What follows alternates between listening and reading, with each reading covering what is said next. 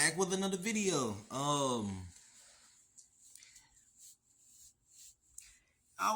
I think this is, oh, well, yeah, have I revisited Transformers 3? I think I have revisited every Transformer movie except this one. I won't be revisiting, um, I won't be revisiting, I'll say, the trilogy if I haven't already.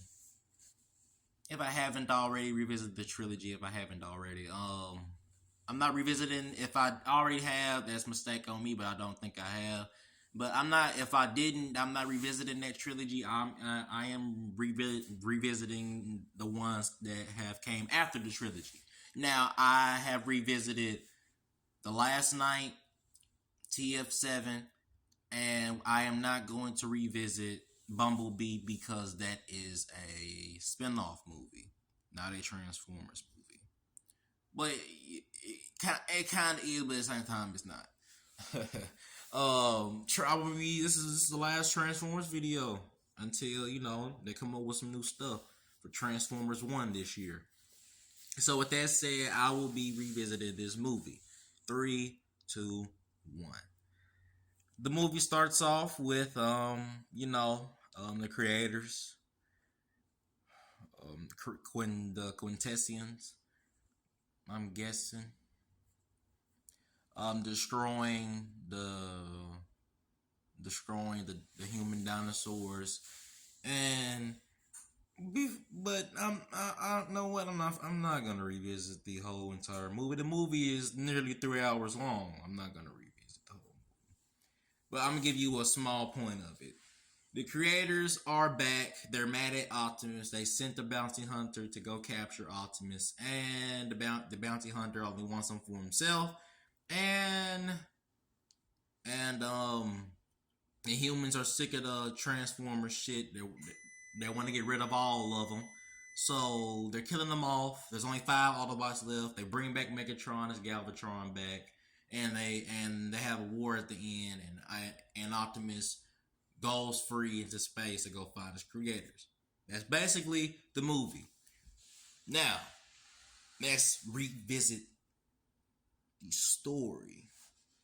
A lot of people, I remember when this movie first came out, I was 8 years old. And another reason why I am revisiting this movie is because this movie this year will be a decade old.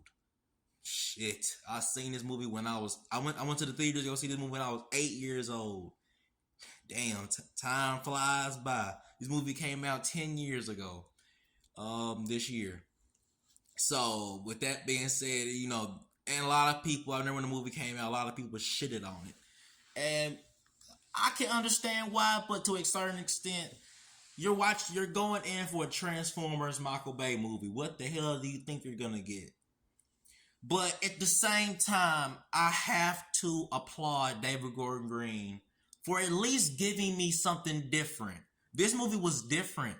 You didn't like they're giant alien robots. How can you have feelings towards a giant alien robot? The way they killed off Ratchet, you felt bad. You was like, damn. That was me in the theater at 8 years old. I didn't say it because I would have got my ass slapped. But I was like, damn. That's fucked up. Dang, my boy Ratchet just trying to save some hurt and injured Autobots. I like the story. I love the hints in the movie also. I love the hints. Cause yeah, they never totally tells us what fully happened to Optimus. But to me, when he's all rusty and he's in his G1 form, which is awesome. But they didn't really tell us what actually happened, but they hinted throughout the first 30 to 50 minutes. Optimus was doing some hunting with the humans, with KSI, and they turn on his ass and they obliterate him and try to kill him. And Lockdown pulls up.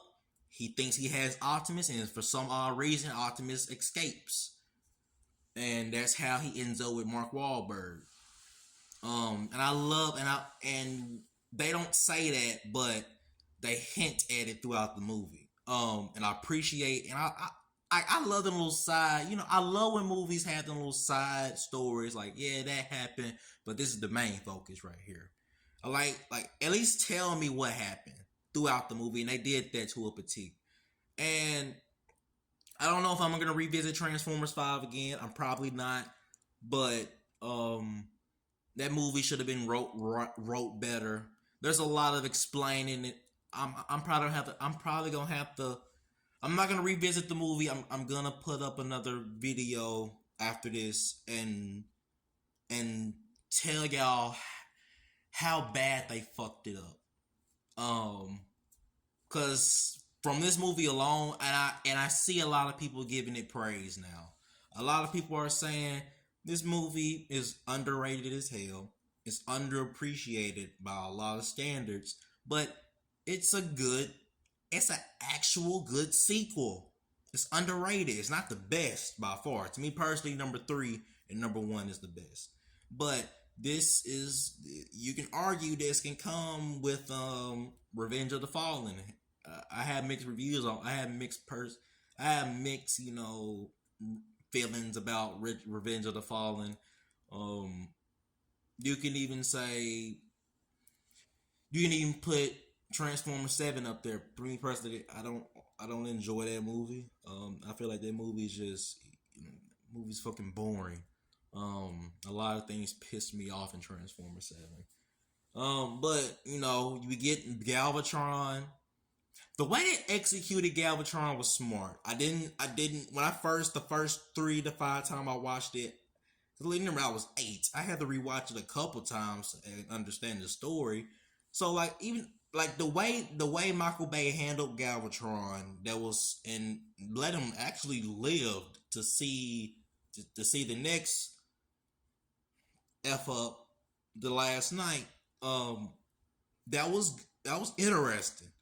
The way they set it up, because it kind of happens the same way, not all the way, but I even appreciated that Galvatron looked very, very similar to his G1 form.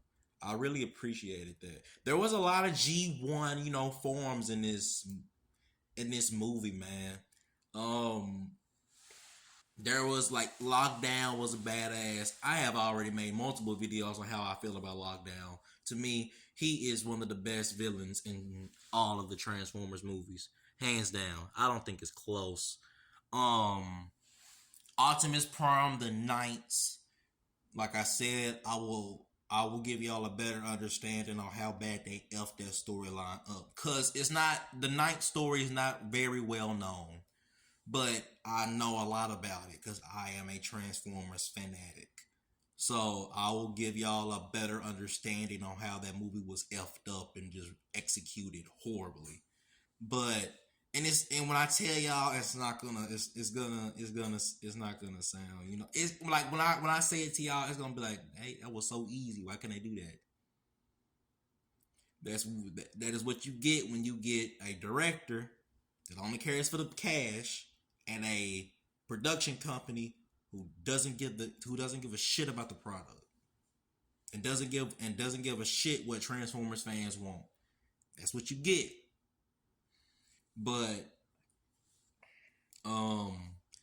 if I had to, if since I'm not totally revisiting the movie, because the movie's 3 hours long, I said that I can't revisit the whole movie into a 10-minute long video. I can't. It's not possible. But if I had came back to it, I remember I gave it last night a 6.5. Man, it's at least an 8. Cause some people today still don't like this movie. I'm like, bro, look, sometimes you don't need to change, and this change was actually good, and it was really done really well. And you can tell Michael Bay was really in his bag with this movie. Because he actually, this movie and Dark of the Moon really shared. He gave a shit. But 8.5 out of 10, not perfect, but not terrible. It's your boy Travis the One.